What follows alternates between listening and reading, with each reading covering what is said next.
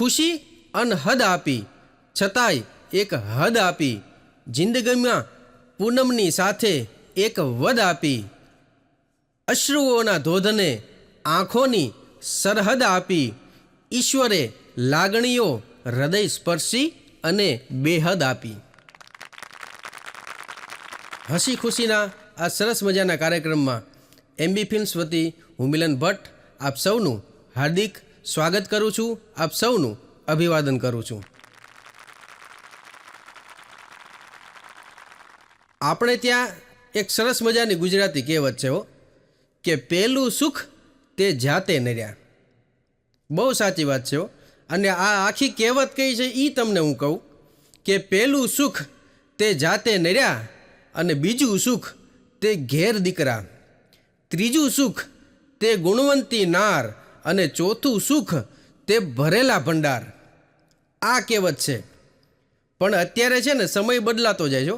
બદલાતા સમય સાથે સુખની વ્યાખ્યા બદલાણી, સુખની પરિભાષા બદલાણી અને અત્યારના સમયમાં જો સુખ કેમ એ કેવું હોય તો મેં લખેલી એક વાત કે પહેલું સુખ તે મૂંગી નાર. બહુ સાચી વાત છે પહેલું સુખ તે મૂંગી નાર, અને બીજું સુખ તે ઘરમાં કાર, ત્રીજું સુખ તે બેંકમાં ધન, અને ચોથું સુખ તે સખણું મન. ચોથું સુખ તે હખણું મન. પહેલું સુખ તે મૂંગી નાર. એક ભાઈ ડૉક્ટર આગળ ગયા એની ઘરવાળીને લઈને, અને એણે કીધું એ કે સાહેબ મારી આ ઘરવાળી છે ને એ બોલી નથી એકતી, એમ એ બોલે ને એવું કંઈક કરી દો. ત્યારે ડૉક્ટરે કીધું એ કે એની દવા ન કરવાનું એ ભલામણ ભાગશાળી છો એ કે હા તારે એ કે બોલતી નથી ને અમારા ઘરે કે મૂંગી નથી રહેતી કે જલસા કર. એટલે કીધું જો કે પહેલું સુખ તે મૂંગી નાર. એક કાકા હતા મોટી ઉંમરના, એ એના ઘરવાળાને લઈને ગયા. એ કાકા ને કાકી બે ડૉક્ટર આગળ ગયા. એટલે ડૉક્ટર આગળ બેઠા એટલે કાકીને કાનમાં બહુ સંભળાતું નહોતું. એટલે કાકીએ ડૉક્ટર સાહેબને કીધું કે સાહેબ મને કાનમાં બહુ સંભળાતું નથી. એટલે કાકા પાછળ જ ઊભા હતા. કાકાએ કીધું ડૉક્ટરને એ કે સાહેબ એને નથી સંભળાતું ને એ તો હમણાંની વાત છે પણ એ કોઈનું સાંભળતી નથી ને એને 35 વર્ષ થયા. એ કે કાકો કેવો ગોટે ચડ્યો છે. બીજું સુખ તે ઘરમાં કાર. આ એટલા માટે લખ્યું છે કારણ કે કાર હોવી બધે જરૂરી થઈ ગઈ છે. કાર ન હોય ને તો લગ્ન નથી થતા લોકોના, એવા મેં દાખલા જોયા છે. હા, કારણ કે છોકરી હોય ને એને લોંગ ડ્રાઈવ ઉપર જવાની ટેવ હોય, કાર ન હોય તો ના પાડી દે છે. બોલો. ત્રીજું સુખ તે બેંકમાં ધન. બેંકમાં ધન હોવું બહુ જરૂરી છે હા. બાકી એક ભાઈ હમણાં પૈસા ઉપાડવા માટે બેંકમાં ગયા, અને બેંકમાં જઈને એ કેશિયર આગળ ગયા ને કેશિયરને કીધું કે ભાઈ મારે પૈસા ઉપાડવા છે. એટલે કેશિયરે કીધું એ કે પૈસા નથી. ત્યાં તો ગરમ થઈ ગયો. હા, કોલર પકડી લીધો ઓલા કેશિયરનો. એ કે પૈસા નથી તો આવડી મોટી બેંક લઈને બેઠા છો શું કામ એમ. ત્યારે ઓલા કેશિયરે કીધું એ કે બેંક આગળ તો ઘણા બધા રૂપિયા છે, તારા ખાતામાં નથી. એ કે તારા ખાતામાં પૈસા રાખતો જા. હા,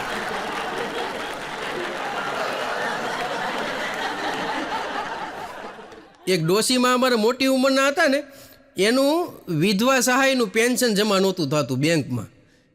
તે એ વળી બેંકમાં ગયા હતા તો ત્યાં એને હરખો કોઈ જવાબ નહોતું દેતું. તે વળી બેંકના મેનેજર સાહેબ હતા ને એને દયા આવી. એણે બેંકમાં એની જે હતી ઓફિસ એમાં બોલાવ્યા, બેસાડ્યા, પાણી બાણી પાયું.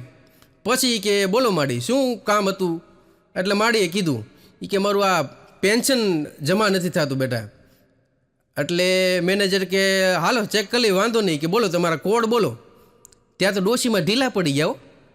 હા, હોઠ મળ્યા લાંબા ટૂંકા થવા ને આંખે જળજળિયા આવી ગયા ને રોતા રોતા એ બોલ્યા એ કે બટા કોડ તો ઘણા હતા તારા કાકાની યારે 4 ધામની જાત્રા કરવી હતી, એની યારે બલૂનમાં બેહવું હતું. આ બલૂન અમારો કાઠિયાવાડી શબ્દ છે બલૂન એટલે વિમાન. એની યારે બલૂનમાં બેહવું હતું, એની યારે આખી દુનિયા જોવી હતી, પણ તારા કાકા વૈયા ગયા. ત્યારે ઓલા મેનેજરે કીધું એ કે કોડ એટલે તમારો એકાઉન્ટ નંબર માગું છું. એ કે ઈ કોડની વાત નથી કરતો. હા, એટલે મેનેજર પૂછે કાંઈક ને ડોશીમાં જવાબ દે કાંઈક. ચોથું સુખ તે સખણું મન. આ મનનું છે ને કાંઈ નક્કી નથી હો. એ અહીંયા હોય ને આજ તો થોડીક જ વારમાં પાછું બીજે ક્યાંક હોય. હા, એનું કાંઈ ઠેકાણું જ નહીં.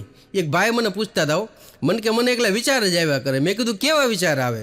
તો મને કે મને એવા વિચાર આવે કે હું દુબઈ જાઉં તો કેટલો ખર્ચો થાય એમ. થોડીક વાર પછી એવું થાય કે ભાઈ હું અમેરિકા જાઉં, ત્યાં બધે હરું ફરું, થોડાક દિવસની ટીપ મારીને પાછો હોઈ આવું તો કેટલો ખર્ચો થાય? મેં કીધું કાંઈ ખર્ચો ન થાય. મને કે કેમ? મેં કીધું વિચારવામાં શું ખર્ચો થાય ભલામણા? તમારે તો ખાલી વિચાર જ કરવો છે ને. કીધું એક મગજના ડૉક્ટર આગળ એક ભાઈ ગયા અને ત્યાં જઈને એણે કીધું કે સાહેબ મને બધું ભૂલાઈ જાય છે. હું અત્યારે તમારી યાર આ વાત કરું ને તો થોડીક વાર પછી મને જ ખબર ન હોય કે મેં શું વાત કરી એમ. ત્યારે ડૉક્ટરે કીધું હોય કે મારા 500 પહેલાં આપી દે. હા, પછી એ ભૂલાઈ જાય તો નહીં મજા આવે કે એના 500 આપ્યા. પછી ડૉક્ટરે કીધું એ કે બોલો આ તકલીફ જે છે તમને કેટલા સમયથી છે? ઓલો કે કઈ તકલીફ? ભૂલી ગયો. પણ ગામડામાં અને શહેરમાં શું તફાવત એ તમને મારે કહેવું છે કે ગામડામાં અમારે કોઈ વ્યક્તિ ખેતરે કે વાડીએ કામ કરવા ગયો હોય, ગામત્રે ગયો હોય, હટાણું કરવા ગયો હોય તો ગામડામાં જે બેન હોય ને એ એવું વિચારે કે અમારે એ જે બહાર ગયા છે એ આવશે ને તો જમશું. અને શહેરમાં કેવું વિચારે કહું? શહેરમાં બેન જે હોય ને એવું વિચારે કે એ ઓફિસે ગયા છે, ઓફિસેથી આવશે ને ત્યારે લાવશે ને તો જમશું. હા, ગામડાવાળા એવું વિચારે કે એ આવશે તો જમશું અને શહેરવાળા એવું વિચારે કે એ લાવશે તો જમશું. અને ગામડાની સંસ્કૃતિ અમારી એવી છે કે એવું વિચારે કે ભેગા થઈને જીવવી. અને શહેરની સંસ્કૃતિ એવી છે કે જે એવું વિચારે કે ભેગું કરીને જીવવી. મારો ભાઈબંધ ભૂરો હમણાં એ રેસ્ટોરન્ટમાં જમવા ગયો તો રેસ્ટોરન્ટમાં સરસ મજાનું બોર્ડ માર્યું હતું મોટા અક્ષરે કે 50% ઓફ. આ 50% ઓફનું બોર્ડ જોઈને જમવા ગયો. શાંતિથી જમી લીધું ને જમી લીધા પછી જ્યારે બિલ આપવાનું આવ્યું ને ત્યારે 100% બિલ આપ્યું. ત્યારે ઓલાએ કીધું એ કે તમે તો બાર બોર્ડ માર્યું છે 50% ઓફ, તો કેમ મારી આગળ તે પૂરેપૂરું બિલ લીધું? ત્યારે ઓલાએ કીધું જે મેનેજર હતો ને રેસ્ટોરન્ટનો એણે એ કે 50% ઓફ એ તો અમારી હોટલનું નામ છે, કે અમારી રેસ્ટોરન્ટનું નામ છે. વચ્ચે વોટ્સએપમાં એક સરસ મજાનો મેસેજ આવ્યો હતો આપણે બધાને કે કુંવારા લોકોને મોબાઈલમાં રાખવાની રિંગટોન. એ કઈ? કુંવારાની રિંગટોન. મેરે સપનો કી રાની કબ આયેગી તું, आई ऋतु मस्तानी कब आएगी तू, दिल की जाए जिंदगानी कब आएगी तू, चलिया आ તું ચલિયા. અને પરણેલા લોકોએ મોબાઈલમાં રાખવાની રિંગટોનો પિંજરે કે પંછી રે તેરા દર્દ ન જાને કોઈ, તેરા દર્દ ન જાને કોઈ. તો આ સરસ મજાનો મેસેજ મને લાગ્યો ને મેં મારા ગ્રુપમાં બધે ફોરવર્ડ કર્યો હતો.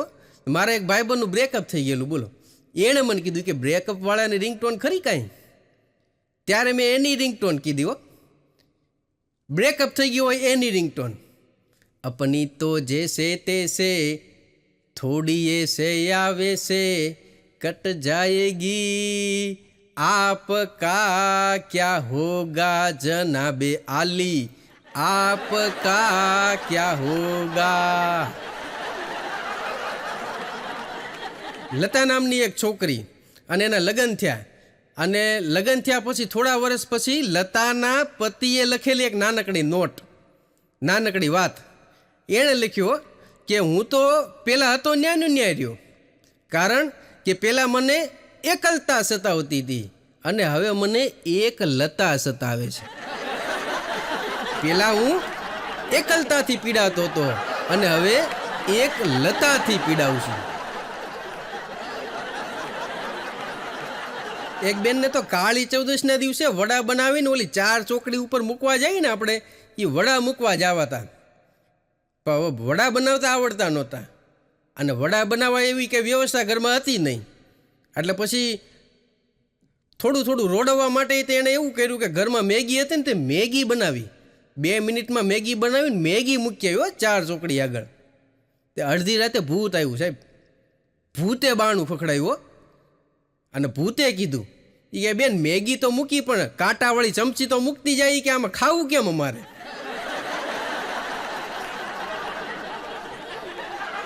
એક સિંહ અને સિંહણ બેઠા હતા શાંતિથી બેઠા હતા ને જંગલમાં. એમાં એક હરણ આવ્યું, સડાટ આમ ઘાએ ઘા દોડતું દોડતું વહી ગયું.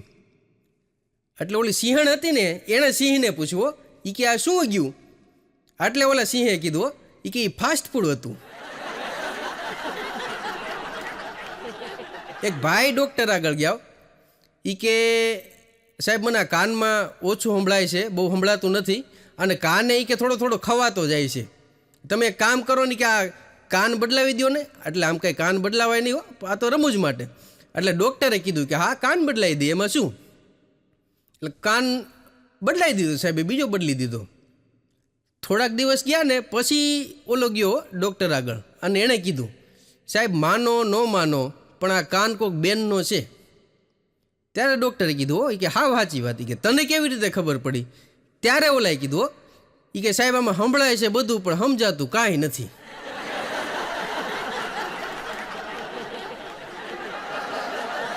એક ભિખારી ઇન્કમટેક્સની ઓફિસમાં દાખલ થતો હતો. ભિખારી ઇન્કમટેક્સની ઓફિસમાં દાખલ થાય ને એટલે બધા રોકવા માંડ્યા એને. હા કે તારે અહીંયા આવવાની શું જરૂર છે, કે તારે અંદર દાખલ થવાની શું જરૂર છે? ત્યારે ઓલાએ કીધું કે મને જવા દો, મને કામ છે. તો કે તારે અંદર જઈને શું કામ છે? ત્યારે ભિખારીએ કીધું કે મારે રિટર્ન ભરવું છે, કે ઇન્કમટેક્સનો રિટર્ન ભરવું છે મારે. તો બધાને નવાઈ લાગ્યો એ કે તારે રિટર્ન ભરવું છે તો તારી આ હાલત થઈ કઈ રીતે? ત્યારે ઓલાએ કીધું કે બસ આમ ટેક્સ ભરીને.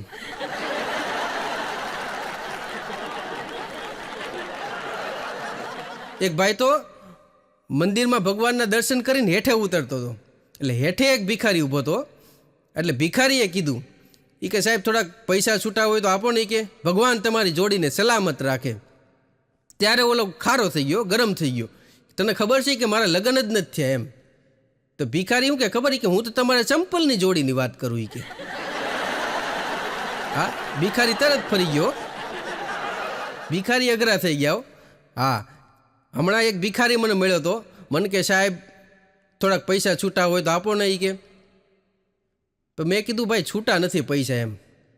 ત્યાં તો એને કટોરો ઊંધો કરીને QR કોડ દેખાડ્યો. મને કે સાહેબ સ્કેન કરી લ્યો ને, તમારે નાખો એટલે નાખી દો ને. કે હું એવા આ બધું શીખી ગયો. કે એક મોટી ઉંમરના કાકા અને કાકી એ વિદેશમાં ફરવા જતા હતા. પણ ઓલા કાકી હતા ને એને અલ્ઝાઇમરની બીમારી હતી. એ બધું ભૂલી જતા હતા, એને બહુ યાદ નહોતું રહેતું. એટલે કાકા એ કાકીને કહેતા હતા એ કે તે આ બધું કેટલી બધી વસ્તુ ખાવાની લીધી. કે એટલી બધી વસ્તુ ખાવાની લેવાય, આપણે 2 જણા છીએ. કે આટલું બધું ક્યાં ખાવાની જરૂર છે? કે આ કેટલી બધી વસ્તુ તો બગડી જશે. આની કરતાં તો ફ્રીજ લઈ લીધું હોત ને તો સારું હતું, વસ્તુ તો સારી રહેત એમ. એરપોર્ટ ઉપર આવી રીતે ખીજાતા હતા એ કાકીને. ત્યારે ઓલા કાકીએ કીધું કે તમારી વાત હાવ સાચી છે, ફ્રીજ હારે લઈ લેવાની જ જરૂર હતી. કાકા કે કેમ? ત્યારે ઓલા કાકીએ કીધું એ કે આપણા બેના પાસપોર્ટ ને આપણી બેની ટિકિટો ને આ બધું છે ને મારા પર્સમાં રહી ગયું છે ને પર્સ ફ્રીજ ઉપર છે.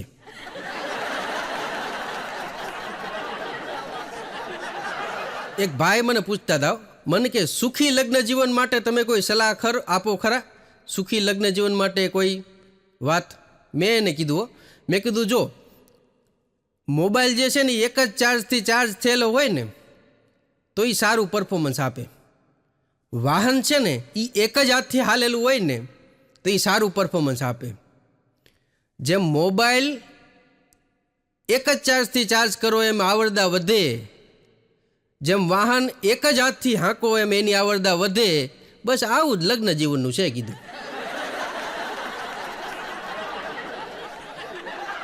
એક બેને તો આમાં આંગળી કરીને એને ઘરવાળાને બોલાવ્યો. ઓલો એનો ઘરવાળો દૂર હતો ને તો આમાં આંગળી કરીને બોલાવ્યો પાસે.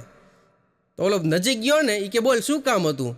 ત્યારે ઓલી બેને કીધું એ કે કામ કાંઈ નહોતું, આ તો હું આંગળીની તાકાત ચેક કરતી હતી. કે એક ડૉક્ટર સાહેબ આજથી વર્ષો પહેલાં ગામડામાં એની નિમણૂક થયેલી, ગામડામાં ડૉક્ટર, અને દર્દીઓની સેવા કરે. અને એની એક પ્રેમિકા હતી, એ કંઈક બીજે રહેતી હતી. હવે એ જમાનામાં તો કંઈ ફોન હતા નહીં, કંઈ ટેલિફોન હતા નહીં, મોબાઈલ હતા નહીં, કાંઈ હતું નહીં. એટલે પત્ર વ્યવહાર કરે, ટપાલ લખે. ટપાલ લખે ને એટલે ઓલો ટપાલ એ ત્યાં પહોંચાડે ને વળી પાછી વળતી ટપાલ ત્યાંથી આવે. હવે સાહેબને રૂબરૂ જવાનો ટાઈમ મળ્યો નહીં. હા, કામમાં વ્યસ્ત હતા. ટપાલથી વ્યવહાર હાલતો હતો. પછી થયું એવું કે પછી સાહેબ સાઈડમાં રહી ગયા અને ટપાલી ગોઠવાઈ ગયો. એટલે આમાં તો ગોઠવાઈ જાય એની મજા છે. એક ડૉક્ટરે તો નવું દવાખાનું ખોલેલું ને, એટલે એક ભાઈ આવ્યો. એ કે સાહેબ ઝાડા બંધ થઈ જવાની દવા આપો ને, એમ ઝાડા થઈ ગયા એ બંધ કરવાની દવા આપો ને.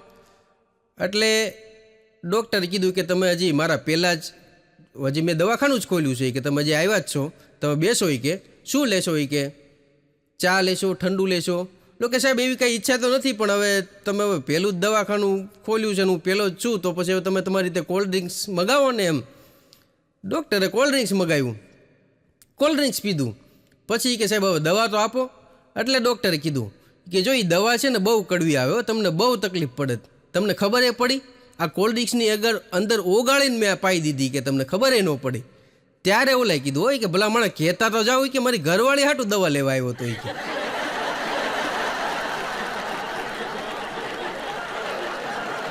આવું જ એક મેડિકલવાળા હારે થયું. મેડિકલવાળા આગળ ગયો એક જણો, હાંફળો ફાફળો થતો શ્વાસ ચડી ગયેલો, અને ત્યાં જઈને એણે કીધું કે તાત્કાલિક હેડકી બંધ કરવાની દવા દઈ દઈએ. કે એટલે મેડિકલવાળાએ તો ધડ દઈને એક લાફો મારી દીધો. તો ઘડીક તો ઝપાઝપી થઈ ગયો. ઓલો કે મને માર્યો શું કામ એમ. ત્યારે મેડિકલવાળાએ કીધું કે જો બંધ થઈ ગઈ ને હેડકી, આમ કોકને ઝચકાવી દઈએ ને તો તરત હેડકી બંધ થઈ જાય. કે ત્યારે ઓલાએ કીધું કે ભલા મને જોઈ વિચારીને તો વાત કરતો જાય, કે હું મારી બા હાટું દવા લેવા આવ્યો છું. કે એક ડૉક્ટરે તો નર્સની હારે લગ્ન કર્યા હતા, એટલે પોતાનું જ દવાખાનું. એટલે એને પત્નીને કીધું હતું કે તું આવજે અને કામ મળો કરવા. થોડાક દિવસ બરાબર હાલ્યો, પછી એકવાર ગરમ થઈ ગયા ડૉક્ટર. અને એની જે પત્ની હતી ને નર્સ, એને મળ્યા ખીજાવો, કાલથી કે તું દવાખાને આવતી નહીં હો. હા, અને તું બીજે ક્યાંક નોકરી ગોતી લે, કે બીજા કોઈ દવાખાને નોકરી ગોતી લે. કોકે કીધું કે તમારું પોતાનું દવાખાનું છે તો તમે કેમ એને બીજે નોકરી કરવાનું કહો છો? ત્યારે ડૉક્ટરે કીધું કે એ નર્સ છે ને, એ કે બધા એને સિસ્ટર કહેતા હોય ને તો પછી ક્યારેક મારથી કહેવાય જતું હતું. કે મારો એક મિત્ર છે, એ સર્જન છે, અને એની પત્ની સાથે જે લગ્ન કર્યા છે ને એ સર્જન છે. બે એક સાથે જ ભણતા હતા ને પછી લગ્ન કર્યા. એટલે હું એકવાર એને કહેતો હતો, મેં કીધું તમે બે જણા કેવા સરસ મજાના ડૉક્ટર, ઓપરેશન કરો. મેં કીધું બે કેવી સરસ મજાની જિંદગી, કેવું સરસ મજાનું લગ્ન જીવન. ત્યારે એણે મને કીધું, મન કે આમાં તમને લોકોને લાગે ને એવું કાંઈ નથી હોતું. અને એને મને કીધું કે સુખી થવું હોય ને તો બીજા પ્રોફેશનમાં હોય ને એવી વ્યક્તિ હારે લગ્ન કરાય. મેં કીધું કેમ, એવું કઈ રીતે? ત્યારે એને મને કીધું, મન કે હું ગમે એવું દર્દીનો જીવ બચાવીને આવું, ગમે એવું સારું મોટું ઓપરેશન કરીને આવું, હા, ગમે એટલી દર્દીની સેવા કરીને આવું, હું ઘરે આવું ને મોટી વાત કરી જ નથી શકતો. એ કેમ જેવું હું વાત કરવા જાઉં એટલે તરત મારી ઘરવાળી એમ કહેતી એમાં શું મોટી વાત છે, આ તમે છો એ જ હું છું. તમે જોજો ઘણાને તો ધંધો મગજમાં કરી જાય. હા, અમારા એક આયુર્વેદિક ડૉક્ટર છે ને, એને નામ નાડી પરીક્ષણમાં બહુ નિષ્ણાત છે. હા, અને નાડી જોઈએ ને બધાને દર્દનું એને ખબર પડી જાય. એટલે ક્યાંક રિસેપ્શનમાં ગયા હોય ને તો વરરાજાનો શેક હેન્ડ કરતાં નાડી મળે ચેક કરવા. હો, ન્યા મળે કેવા તમને વાત પ્રકૃતિ છે. હા, રાતે સૂતી વખતે બે ચમચી હરીતકી ખાતા જાઓ. પેલા કીધું ન્યા શેક હેન્ડ કરીને પાછા વયા. હા, પણ જો કે આમ તો આપણે રમૂજમાં આ વાત લેતા હોય, પણ નાડી પરીક્ષણ જે છે ને એ તો આપણું આયુર્વેદ છે ને એનો બહુ મોટી સિદ્ધિ છે. દર્દીને એક પણ પ્રકારનો સવાલ કર્યા વગર એની તમામ મેડિકલ હિસ્ટ્રી એ લોકો જાણી શકે અને સારામાં સારું નિદાન કરી શકે એવી સારી મેથડ છે. એક ડૉક્ટર આગળ એક ભાઈ ગયા અને એણે કીધું કે સાહેબ મારે કોઈ ખર્ચો ન થાય અને તેમ છતાં મારું જો શરીર ઉતરે એવું કંઈક કરવું હોય તો એના માટે શું કરવાનું? ડૉક્ટર કે એવી બધી વસ્તુ છે એ ખાવ, તમારું શરીર એ ઉતરતું જાય, તમારે ખર્ચોય ન થાય. ઓલો કે એ કઈ વસ્તુ? ત્યારે ડૉક્ટરે કીધું એ કે જો બગાહા ખાવ, છીક ખાવ, ઉધરસ ખાવ, થાક ખાવ, આ બધી વસ્તુથી કાંઈ તમારે ખર્ચો નહીં ને શરીર ઉતર્યા કરે કે. અને બહુ સરસ જમાનો આવ્યો છે અત્યારે તો, કારણ કે અત્યારના ડૉક્ટરો તો દર્દીને પૂછે છો કે તમને દવા આપું કે ઇન્જેક્શન આપું. હા, આ ઓપ્શન આપે બોલો. બાકી અમે જ્યારે નાના હતા ને ત્યારે ડૉક્ટર આગળ જતા ને તો અમને જોઈને તરત ઇન્જેક્શન મળતા ભરવા હો. ઇન્જેક્શન ભરતા અમને પૂછતા કે એલા શું થાય છે? તો એલા તમે ભર્યું છે ને ભર્યું. નાના બાળકોનું નાક બંધ ન થાય ને એના માટેની અત્યારે કેટલી બધી મેથડ છે બોલો. હો, નાના બાળકનું નાક બંધ ન થાય ને એટલા માટે એના નાકના ટીપા આવે, એના નાકના માટેની અલગ અલગ દવા આવે, એના કપડા ઉપર ને એના ઓઢવા ઉપર લગાડવાના પોપટા આવે. હા, એના મા બાપ રૂમ હીટર વાપરે. હા, એના અલગ બામ આવે બાળકોના. બોલો, એનું એક નાક બંધ ન થાય ને એના માટે. બાકી નાક તો અમારું બંધ થતું જ ને સાહેબ. હા, અમે નાના હતા નાક બંધ થતું ને આપણે કહેતા ને કે નાક બંધ થઈ ગયું એટલે આપણને શું કહેતા ખબર? કે પડખું ફરીને સૂઈ જાય. પડખું ફરીને સૂઈ જાય એમ કે ને આપણે પડખું ફરીને સૂઈ જાય એટલે ઉપરનું નાક ચાલુ થઈ જાય. એટલે આપણે એમ કહીએ ને કે એક નાક ચાલુ થઈ ગયું ઉપર, તો કે તો હવે આ બાજુ ફરીને સૂઈ જાય. હા, પછી બાળપણની મજા છે. આ કોરોના આવ્યો ને પછી છોકરાને બીવડાવીને મળ્યા હુડાવો. હા, છોકરાઓને હુડાવતી વખતે બીવડાવતા હતા કેવું ખબર? કે અત્યાર સુધી એવું કહેતા કે જો હત્તર સિંગો આવ્યો, જો દીપડો આવ્યો, જો બાઘડો આવ્યો. હા, અને કોરોના આવ્યો ને પછી એક ઉમેર્યું હો, જો કોરોના આવ્યો. આ કોરોનાનું જ્યારે નવું આવ્યો ને ત્યારે અમારા સ્ટાફમાં હસુભાઈ છે, એ હસુભાઈ મારી આગળ આવ્યા. મને કે આ કોરોના નવો આવ્યો ધ્યાન શું રાખવાનું? મેં કીધું હસુભાઈ ધ્યાન તો હવે સોશિયલ ડિસ્ટન્સ રાખવાનું. મેં કીધું તો મને કે આપણે કેટલા આઘા ઊભા? હું ધ્યાન તો રાખતા જ હોય ને ભલામણા, કંઈક નવું હોય તો નવું કયો. મેં કીધું તો ના લેવાનું રાખો. મને કે રોજ અડધી કલાક ના લઉં છું, હવે તો છાતીમાં બળતરા મળી થવા હો. નવું હોય તો નવું કયો કંઈક. મેં કીધું તો માસ્ક પહેરી રાખો. મને કે 3 માસ્ક પહેરી રાખું છું. હા, નવું કાંઈ કયો. મેં કીધું વિટામિન સી વધે ને એવો કંઈક ખાઓ. મેં કીધું હા, તો મને કે અમે આખું ઘર થઈને કિલો તો સંતરાને મોસંબી ઉલાડી જઈએ છીએ કે. હા, નવું કાંઈક કયો. તો મેં કીધું સેનિટાઈઝર વાપરવાનું રાખો. મને કે હાથ તો રકાબોળ કરી નાખું છું, મોઢુંય ધોઉં છું કે સેનિટાઈઝરથી. હા, નવું કાંઈક કયો. મેં કીધું હસુભાઈ ઉકાળા પીવાનું રાખો. મને કે ઉકાળા તો એટલા બધા પીધા છે ને કે હવે હરસની તકલીફ થવા માંડી છે. હો, પછી મેં એને કીધું મેં કીધું હસુભાઈ હવે કોરોના તમારું કાંઈ નહીં કરીએ કે. મેં કીધું તમે જલસા કરો કીધું. મારો ભાઈબંધ નંદુ એકવાર મને કહેતો હતો, મને કે આ કોરોના જે છે ને એ બધો વહેમ છે કે કોરોના જેવું કાંઈ છે જ નહીં. હા, તે જોયું કે કોઈ ભિખારીને કે કોઈ ગાંડાને કે કોઈને કોરોના થયો હોય એવું એ બધા રખડે જ છે ને કે માસ્ક વગરના. એને કોઈને કાંઈ કોરોના થયો હોય એવું ખરું? ત્યારે મેં એને કીધું મેં કીધું એ બધું બરાબર, પણ તારે મેં કીધું તપાસ કરાવી લેવી જોઈએ.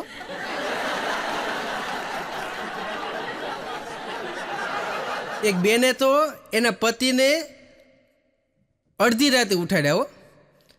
ઓલો શાંતિથી સૂઈ ગયો તો એમ ઉઠાડવાથી ઉઠ્યો નહીં ને તો ઓશીકું મારીને ઉઠાડ્યો. બોલો.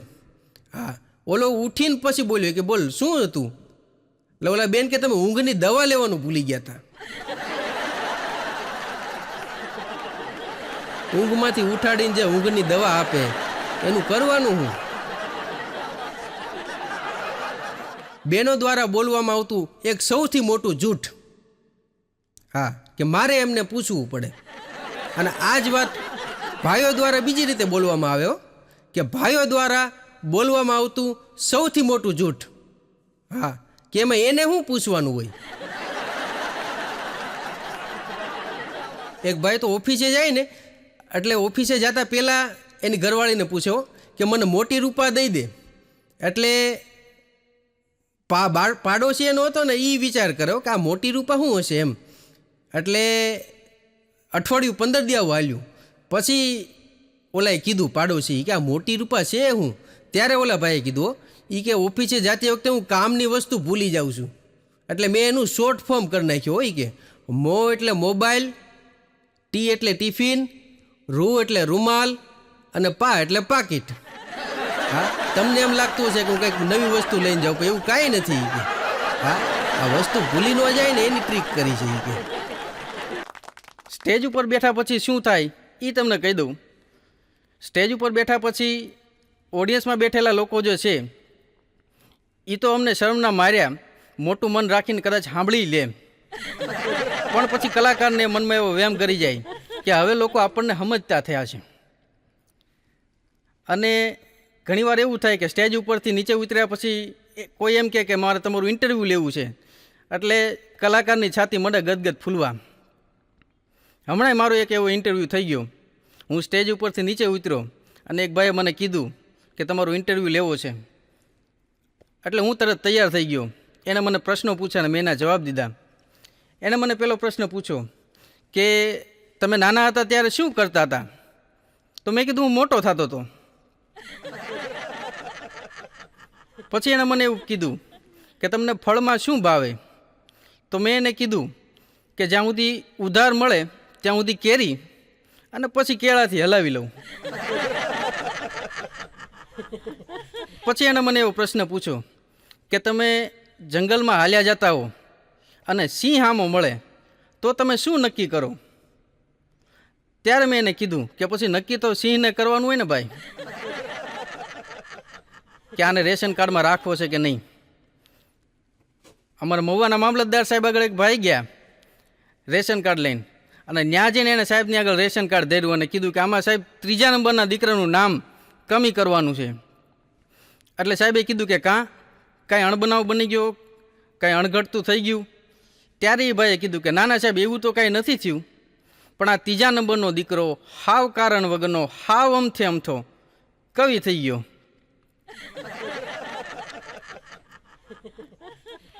કવિઓની કંઈક મજા છે, પણ વચ્ચે વોટ્સઅપ ને ફેસબુકમાં આપણે બધા કવિ આવી ગયા હતા. આમ તો આપણે સાહિત્યમાં એવું કહેવાય કે જ્યાં ન પહોંચે રવિ ત્યાં પહોંચે કવિ. પણ આજથી લગભગ 1.5 વર્ષ પહેલાં બધાના વોટ્સઅપ ને ફેસબુકમાં કવિઓ ઘરી ગયા હતા. કવિને જમવાનું નથી ભાવતું ને, કવિને ઊંઘ નથી આવતી ને, કવિને હવે મજા નથી આવતી ને. એવા વખતે હું રાતે પ્રોગ્રામ કરી અને સવારે જતો હતો, બસમાં બેઠો હતો, ત્યારે એક ભાઈએ મને બાજુમાં બેઠા હતા, મારી બાજુમાં બેઠેલા એ ભાઈએ મને એવું કીધું કે હું કવિ છું. એટલે મેં તરત જ એને કીધું કે તો ભાઈ હું બેરો મૂંગો છું, મારી આગળથી દાદની તો કોઈ અપેક્ષા રાખતા જ નહીં કીધું. પછી પેલા ભાઈએ મને એવો સવાલ કીધું કે તમારા કલાકારોની તબિયત બહુ સારી રહે છે, એનું શું રહસ્ય? ત્યારે મેં એને કીધું કે અમે કલાકારો છે ને ભાઈ, એ પારકા ઘરે ઉત્તમ પ્રકારના ભોજનો જમ્યા છીએ અને ઘરે રહીને ડાયટિંગ કર્યું છે.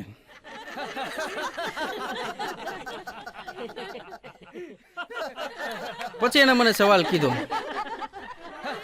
કે કાર્યક્રમ દરમિયાન તમને શું ગમે અને શું ન ગમે? ત્યારે મેં એને 2 વાત કીધી, શું ગમે અને શું ન ગમે. મેં એને કીધું કે કાર્યક્રમ દરમિયાન જો કોઈ ઓડિયન્સમાં રહેલા લોકો જે છે એમાં સમજાય છે અને દાદ આપે, તાલીઓથી નવાજે અમને, તો એ અમને બહુ ગમે. અને નો શું ગમે કે જરાય સમજણ પડતી ન હોય અને અમથા હાકોટા પડકારા કરતા હોય, એ બધી અમને વાત ન ગમે. અને બીજી એક વાત મેં કીધી કે કલાકારને રજૂ કરવાવાળા જે આયોજકો હોય કે કોઈ બીજા કલાકાર હોય, એ બને એટલા ઓછા સમયમાં જો કલાકારને રજૂ કરી દે તો ગમે. બાકી ભાવનગરમાં અમારો પ્રોગ્રામ હતો મારો, અને ત્યાં મને રજૂ કરવાવાળા ભાઈ ઊભા થયા અને ઊભા થઈને એણે ચાલુ કર્યું કે મિલનભાઈ ભટ્ટ એ તો અદ્ભુત હાસ્ય કલાકાર છે, હાસ્ય અને લોકસાહિત્યની અદ્ભુત વાતો કરશે, તમને અદ્ભુત રીતે હસાવશે, સ્વભાવ પણ એનો અદ્ભુત છે. આવું 7-8 વાર અદ્ભુત અદ્ભુત થયું ને એટલે ઓડિયન્સમાંથી એક ભાઈ ઊભા થયા એ કે ભાઈ આ અદ્ભુતને પેલા હેઠો બેહાડો.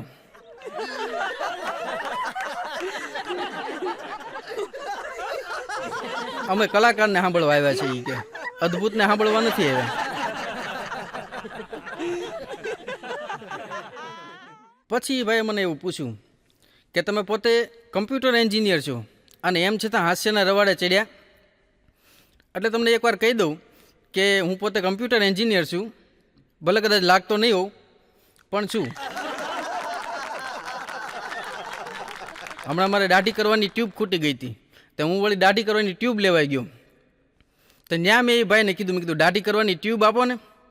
તો મને કે બહુ ગરાગી રહેતી હોય તો મોટી લેતા જાઓ. મેં કીધું એટલે હાસ્ય કલાકાર છું અને કમ્પ્યુટર એન્જિનિયર છું, હાસ્ય અને લોક સાહિત્યની વાતો કરું છું. અરે તો મને કે સાઈડમાં એવું નાનું નાનું કામે કરતું રહેવાય. પણ હું વાત એ કરતો હતો કે એ ભાઈએ મને એવું પૂછ્યું કે તમે કમ્પ્યુટર એન્જિનિયર છો અને તોય છતાં હાસ્યના રવાડે ચડ્યા. ત્યારે મેં એ ભાઈને કીધું હતું કે આવા કાર્યક્રમો કરવાથી હું થોડો ભીંજાવું છું, મારો થોડો વધારાનો પથ્થર દૂર થાય છે અને કંઈક સારું કર્યાનો અહેસાસ થાય છે. એ ભાઈને થોડું ન સમજાણું એટલે એણે મને કીધું કે મને વધારે સમજાવો. મેં એને એક્ઝામ્પલ આપ્યા. હું થોડો ભીંજાવું છું એટલે એક માણસે વાદળને કીધું કે તમે વરસતા નથી, ત્યારે વાદળે માણસને સરસ વાત કરી કે અમે તો અમારા સમયે વરસીએ છીએ, તમે ભીંજાતા કાં નથી? તો થોડો ભીંજાવું છું, મારો વધારાનો પથ્થર દૂર થાય છે. એક સરસ મજાનો શિલ્પકાર મૂર્તિ સરસ મજાની બનાવી નાખે. એને કોઈએ કીધું કે વાહ ભાઈ વાહ, તમે ખૂબ સરસ મૂર્તિ બનાવો છો. ત્યારે એ શિલ્પકારે કીધું કે ના, મૂર્તિ તો પહેલેથી અંદર હતી જ, મેં ખાલી વધારાનો પથ્થર દૂર કર્યો અને કંઈક સારું કર્યાનો અહેસાસ થાય છે. તો એક બહુ સરસ મજાના ફિલોસોફર હતા. એને કોઈક એવું કીધું કે તમે લોકોને જગાડવા માટે, લોકોનું જીવન ધોરણ સુધરે એના માટે બહુ સારી પ્રયત્ન કરો છો, લોકોને સારો ઉપદેશ આપો છો, પણ લોકો તમારી વાતને માનતા તો નથી, તમને અનુસરતા તો નથી. ત્યારે ફિલોસોફરે સરસ જવાબ આપ્યો હતો કે જ્યારે સૂર્યોદય થવાનો હોય ને ત્યારે મોટાભાગના લોકો ઊંઘતા જ હોય છે. પણ મોટાભાગના લોકો ઊંઘતા હોય એનો મતલબ એ નહીં કે સૂર્યોદય નહીં થાય, પણ મને કંઈક સારું કર્યાનો અહેસાસ થાય એટલું મારા માટે પૂરતું છે. એટલા માટે મેં એને કીધું કે હું થોડો ભીંજાવું છું, મારો થોડો વધારાનો પથ્થર દૂર થાય છે અને કંઈક સારું કર્યાનો અહેસાસ થાય છે. પછી એણે મને કીધું કે તમારા મતે પ્રેમની વ્યાખ્યા શું? ત્યારે મેં એને 2 વ્યાખ્યા કીધી પ્રેમની, સરસ મજાની. કે પ્રેમ એટલે શું? કે પ્રેમ એટલે 2 પાત્રો વચ્ચેનો પરસ્પરનો એવો સરસ મજાનો સ્નેહ, એવો પરસ્પર સરસ મજાનું અતૂટ બંધન કે જેમાં પ્રિય પાત્રને મળવાની ઉતાવળમાં તમે મેકઅપ કરવાનું ભૂલી જાઓ, તેમ છતાં તમે સુંદર જ દેખાવ, એની 100%ની ગેરંટી. 2 પરસ્પર પાત્ર વચ્ચેનો એવો અતૂટ સ્નેહ, એવો અતૂટ બંધન કે જેમાં ગુસ્સે થવાની, રિસાઈ જવાની કે પછી ઝઘડો કરવાની બંને પાત્રોને અધિકાર છે, પણ અલગ થવાનો અધિકાર બેમાંથી એકેય પાત્રને નથી. પછી એણે મને પૂછ્યું કે તો પછી તમારા હિસાબે લગ્ન એટલે શું? તો એનું મેં એને સરસ ઉદાહરણ આપ્યું કે એક સરસ મજાનું કેરીનું ઝાડ હતું, આંબો હતો, નીચે ઊભેલા 7-8 છોકરાઓએ એ ઝાડ ઉપર ચડ્યા અને ઉપરથી કેળા તોડ્યા. કેળા તોડીને હેઠે નાખ્યા અને હેઠે ઉતાર્યા. પછી બધી નારંગી લઈ અને ઘરે ગયા. જેટલી ખવાતી હતી એટલી નારંગી ખાધી અને પછી વધેલી નારંગી એને બધાને ઘરે આપી દીધી અને ઘરના વડીલોએ બધાએ બેઠા બેઠા દ્રાક્ષ ખાધી. ત્યારે એને મને કીધું કે આ ભાઈ ક્યાંથી ક્યાં જાય છે, કાંઈ ખબર જ નથી પડતી.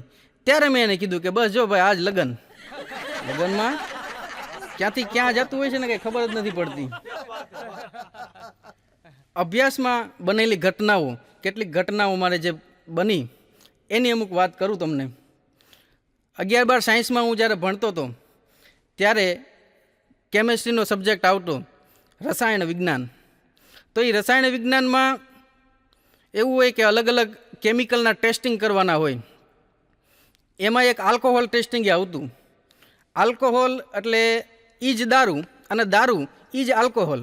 દારૂનું રાસાયણિક નામ આલ્કોહોલ છે. કદાચ કોઈને ખબર ન હોય તો કહી દઉં. તો આલ્કોહોલ ટેસ્ટિંગ માટે આવતું. એટલે અમારા સાહેબ અમને એવું કહેતા કે છોકરાઓ, બીજા કોઈ પણ પ્રકારના કેમિકલનું ટેસ્ટિંગ કરવું હોય તો પટ્ટાવાળાને કહેવાનું, પટ્ટાવાળો તમને ત્યાંથી લઈ આવી દેશે અને એ બોટલ લઈ આવી દેશે, કેમિકલ લઈ આવી દેશે, તમારે ટેસ્ટિંગ કરીને એને આપી દેવાનું ને એ પાછું મૂકી આવશે. પણ મહેરબાની કરીને આલ્કોહોલનું ટેસ્ટિંગ માટે પટ્ટાવાળાને કહેતા નહીં. એ તમારે જ લઈ આવવાનું ને તમારે જ મૂકી આવવાનું. જો પટ્ટાવાળાને આલ્કોહોલ માટે કહેશો તો બોટલ અડધી જ આવશે, અડધી ઠપકારી જશે. પછી હું એન્જિનિયરિંગમાં ગયો તો એન્જિનિયરિંગની અંદર નામની પાછી માથાકૂટ હતી. નામની માથાકૂટ એટલે કેવી? આપણે સાહિત્યમાં એવું કહેવાયું છે કે નામ રહંતા ઠાકરા, નાણાં નહીં રહંત, કીર્તિ ઊંડા કોટડા, એ તો પાડ્યાય નહીં પડંત. એક ભાઈનું નામ તો ઠનઠનપાલ હતું. ઠનઠનપાલ આપણને જાણીને નવાય લાગે, પોતાને નહોતું ગમતું એને, પણ હવે ફૈબાએ નામ પાડી દીધું, કાંઈ કહેવાય તો નહીં. એ ભાઈ મોટો થયો, લગ્ન થયા. લગ્ન થયા પછી તકલીફ, એની પત્નીને એનું આ નામ ઠનઠનપાલ ગમે નહીં. એટલે એણે ઝઘડો કરવાનું ચાલુ કર્યું કે હવે તમે ગમે એ કરો, તમારું નામ ફેરવો.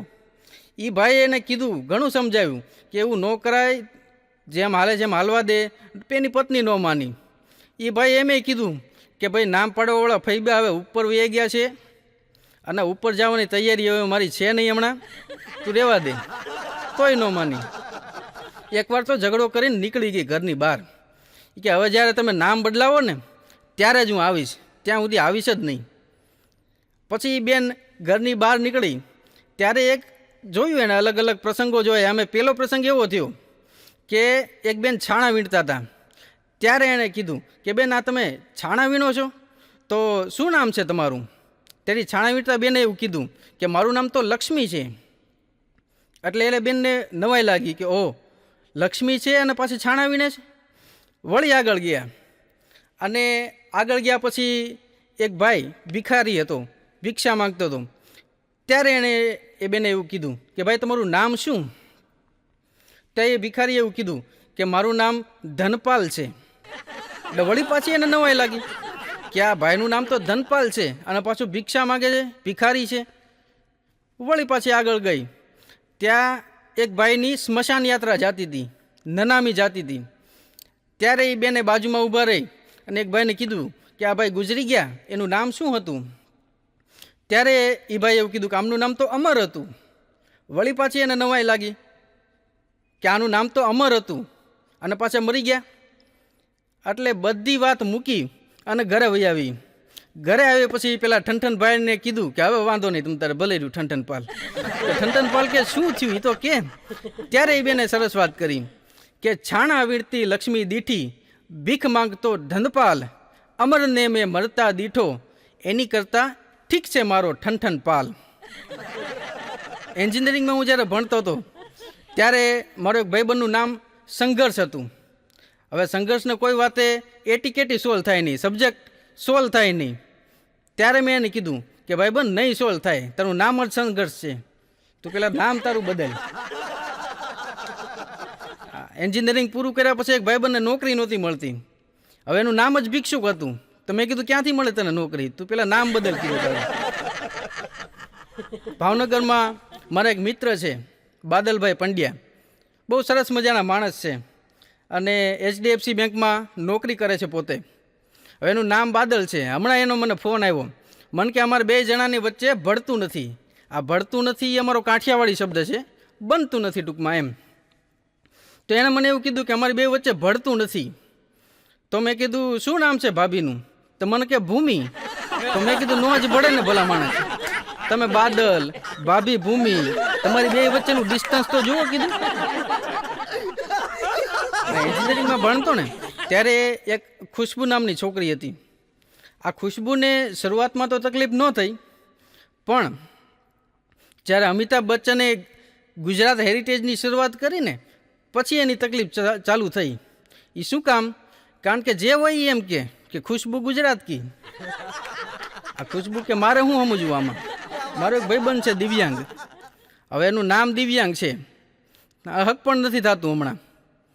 મેં કીધું કાં હક પણ નથી થતું? તો મને કે નામને લીધે હક પણ નથી થતું યાર.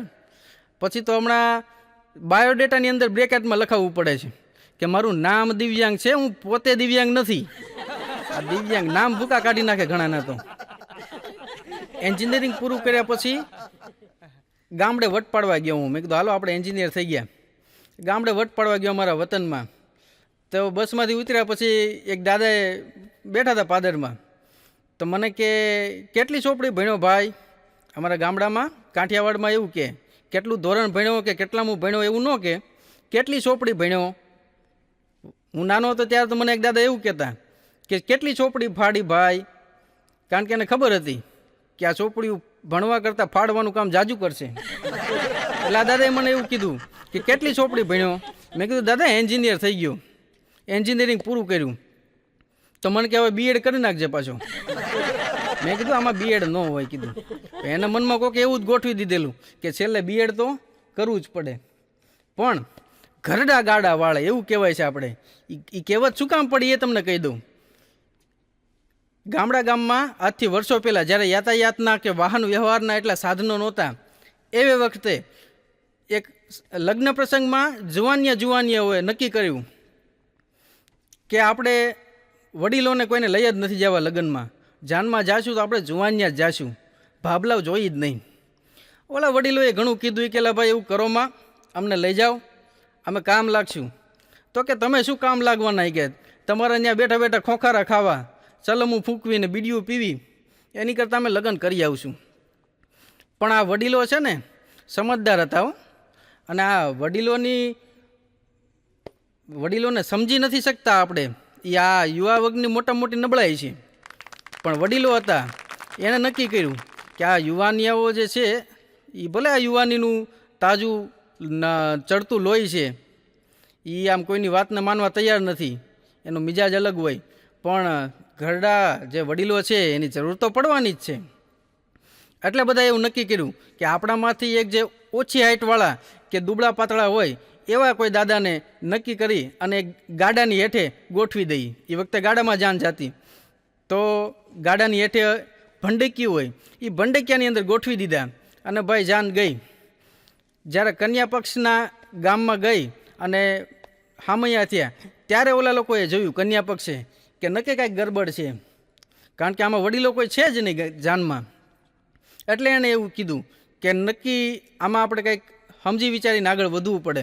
એટલે એણે જુવાનિયાઓને કીધું કે ભાઈ તમને દીકરી દેવાની 100% દેવાની, પણ તમે અમારું એક કામ કરી દો તો. એટલે જુવાનિયાએ કીધું કે બોલો બોલો શું કામ કરી દઈએ? ત્યારે ઓલા લોકોએ એવું કીધું કે અમારા ગામનું જે તળાવ છે ને એ દૂધેથી ભરી દો. પછી જુવાનિયાઓ મૂંઝાણા કે હારું આ તળાવને દૂધથી કેમ ભરવું? એ તો કેમ શક્ય છે? તો કે તો તમને દીકરી ન દઈ. પછી મૂંઝાણા. અને એવે વખતે ઓલા ભંડકિયામાંથી દાદા બહાર નીકળ્યા કે મને ખબર હતી દીકરાઓ ક્યાંક તો હલવાશો જ તમે. પછી એ દાદાએ આખું સંભાળી લીધું કે બોલો બોલો વેવાઈ શું કરવાનું છે? તો કે કાંઈ નહીં, કે આ પાણીથી ભરેલું તળાવ છે એને દૂધથી ભરવાનું છે. તો કે હો ભરી દેશું, વાંધો નહીં તમ તારે, તમે પાણીવાળું ખાલી કરી દો પહેલાં. પછી કન્યા પક્ષના લોકોને થયું કે ના ના હવે વાંધો નથી, હવે દીકરી દેવામાં વાંધો નથી. અને પછી એ ઘરડાએ ગાડા વાળ્યા. ત્યારથી આ કહેવત પડી કે ઘરડા ગાડા વાળે.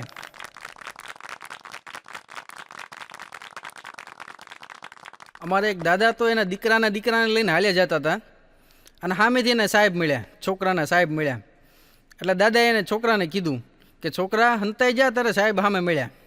તો છોકરાએ કીધું કે દાદા તમે હંતાઈ જાઓ, કારણ કે તમે ગુજરી ગયા એમ કહીને તમે રજા લીધી છે.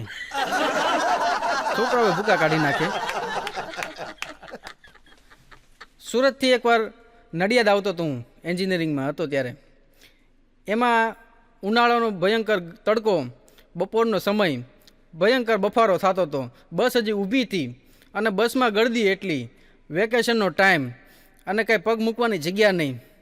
એવા ટાઈમમાં બસ માંડ મળી એટલે હું તો ચડી ગયો, ઊભો હતો. એમાં એક બેઠા હતા, એક બેન, અને બાજુમાં એનો 15-17 વર્ષનો દીકરો એ બેઠો હતો. એટલે એ દીકરાના ઓલામાં ફોન આવ્યો એટલે તરત એણે એની બાને ફોન આપી દીધો બાજુવાળા બેનને એટલે એ બેને ચાલુ કર્યું કે એમ મમતાબેનને બે ભાણિયા આવ્યા, ભાણિયા ઉપરથી લીધા, તબિયત સારી છે, સારું લ્યો વાંધો નહીં, એમ કરીને એને ફોન મૂકી દીધો. અને એ પછી જે સિલસિલો ચાલુ થયો, ઓલો છોકરો અલગ અલગ બધાને ફોન લગાડી દે અને એ બેન વાતું કરે, એ ભાઈ નથી ઘરે, હા તો સાંભળો મમતાબેનને બે ભાણિયા આવ્યા, ભાણિયા ઉપરથી લીધા, તબિયત સારી છે. વળી પાછા કોકને ફોન લગાડે અને એ બેન વાતું કરે. કોઈને બોલવું નહોતું ગમતું, આખી બસમાં બીજો કોઈ અવાજ નહીં, અને સાહેબ એક જ અવાજ, આ બેનનો જ અવાજ કે મમતાબેનને બે ભાણિયા આવ્યા, ભાણિયા ઉપરથી લીધા ને તબિયત સારી છે. એ પછી તો બસ આગળ હાલી, બધા ધીમે ધીમે બેસતા થયા, મને જગ્યા મળીને હું બેઠો. પણ પછી એક સરસ ઘટના ઘટી. મારી બાજુમાં એક કાકા બેઠા હતા, આંટીવાળી પાઘડીને, તમારે પૂળો પૂળો મૂછવું ને, એણે એના થેલામાંથી મીઠાઈનું પડીકું બહાર કાઢ્યું અને મારે આગળ આમ લાંબુ કર્યું. એટલે મેં તો વિવેક ખાતર કીધું, મેં કીધું નાના કાકા ખાવ ને તમ તારે વાંધો નહીં. મને કે લે લે ભલામણા, મમતાબેનને બે ભાણિયા આવ્યા, ભાણિયા ઉપરથી લીધા પણ તબિયત સારી છે, મને કે ખવાય.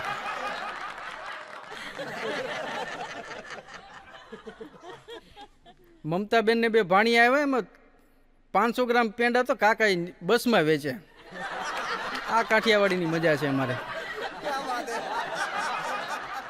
કે મિત્ર એસા કીજીએ ઢાલ સરીખા હોય, દુઃખ મેં આગે રહે, સુખ મેં પીછે હોય. આવો સરસ મજાનો મિત્ર તો કદાચ કોઈની જિંદગીમાં હોય, નસીબવાળા હોય એને હોય, અને કદાચ નો પણ હોય, પણ એકાદો અવળચંદો મિત્ર તો લગભગ બધાની જિંદગીમાં હોય જ, કે આપણને ન ગમતું હોય તોય એને સહન કરવો પડે. મારી જિંદગીમાં એક ભાઈબંધ છે, એવો નામ છે એનું નંદુ, બહુ અઘરો ભાઈબંધ. મારા લગભગ બધા કાર્યક્રમમાં હું એની વાત તો કરું જ, અને બધા કાર્યક્રમમાં એની વાત અલગ અલગ હોય. અત્યારે આ કાર્યક્રમમાં હું જે વાત કરું છું એ બીજા કાર્યક્રમમાં નહીં કરું, પછી બીજી વાત કરીશ, નવી વાત કરીશ. બધા કાર્યક્રમમાં એની અલગ અલગ વાત કરું છું, તોય હજી એ પૂરો નથી થતો. આવો તો એ ભાગશાળી છે. હમણાં હું એના ઘરે ગયો ત્યારે વળી ખુરશી ઉપર ચડીને કંઈક કરતો હતો, વાયરિંગનું નાનું મોટું કંઈક કરતો હશે, ત્યાં મને જોઈને કે સારું થયું લે મિલન આવી ગયો, એમ કરીને ખુરશી ઉપરથી હેઠે ઉતરી ગયો. મેં કીધું બોલ બોલ કેમ છો, મજામાં? તો મને કે આવ્યું તો સારું થયું, આવતો એમ કરીને મને કે ખુરશી ઉપર ચડી જાય લે. મેં તો ખુરશી ઉપર ચડી ગયો, પછી મને કે આ જોતો આ લાલ કલરનો વાયર છે, અડી જો તો કાંઈ થાય છે. મેં તો અડ્યો વાયર, મેં કીધું ના ના કાંઈ થતું નથી. મને કે બસ તો વાંધો નહીં લે, એમાં કરંટ આવે છે કે નહીં એ જ ચેક કરવું હતું. મેં કીધું એટલે કેવો ભાઈ બનશો તું યાર, મને મારી નાખીશ કીધું. આવો તો અઘરો માણસ છે. અને ભાવનગરથી એકવાર અમદાવાદ જવાનું હતું અમારે, તો મારી બાજુમાં બેઠો, અને બેસતા પહેલાં તો એણે 2 ડઝન કેળા લીધા સાહેબ. કેળા લીધા અને બસમાં અમે બેઠા, તો બારી આગળ બેઠો એ મને કે તારે ખાવા છે? મેં કીધું ના ના ભાઈ સાહેબ તું ખાઈ લે કીધું. અને કેળા ખાવાની ચાલુ કર્યું એણે. કેળા ખાતો જાય ને છાલ બહાર નાખતો જાય, તો ધીમે ધીમે એક બકરી ચરતી ન્યા આવી અને કેળાની છાલ મળી ખાવા. એ બકરી ધરાઈ ગઈ અને આઘી વહી ગઈ, પણ આ અમારો ન ધરાણો. આવો તો અઘરો છે. અમે 10-12 ભાઈબંધો એકવાર એક ભાઈબંધના ઘરે ભેગા થઈ ગયા. એટલે ગરધણી હતો એ ભાઈબંધ, એણે રસોડામાંથી બહાર આવીને એવું કીધું કે બધા ભાઈ ચા જ પીશો ને? તો અમે કીધું હા ભાઈ ચા જ પીશું, વાંધો નહીં. ત્યાં વળી અમારામાંથી એક અવાજ આવ્યો કે મારી એક કોફી. એટલે એ અમારો ભાઈબંધ નંદુ. એટલે પછી કેવું થાય કે કોફી હોય એ તો બધાનું દૂધ લઈ જાય, અને પછી અમારી આગળ જે ચા આવી એણે તો પછી રકાબીમાં રાહડા લીધા હતા. હમણાં શેરીમાં બાજતો તો કોઈકની હારે, હું બારીમાંથી બેઠો જોતો તો, મેં કીધું શું થાય છે એમ, તો બાજતો હતો. અને જે સામે વાળો હતો એને વાળા કરી કીધા કરે કે શાંતિ રાખો, મારા કોમ્પ્યુટરનો પારો ઉપર ચડી જશે, મારું ધાર્યું નહીં રહે, હું ગમે એ કરી નાખીશ.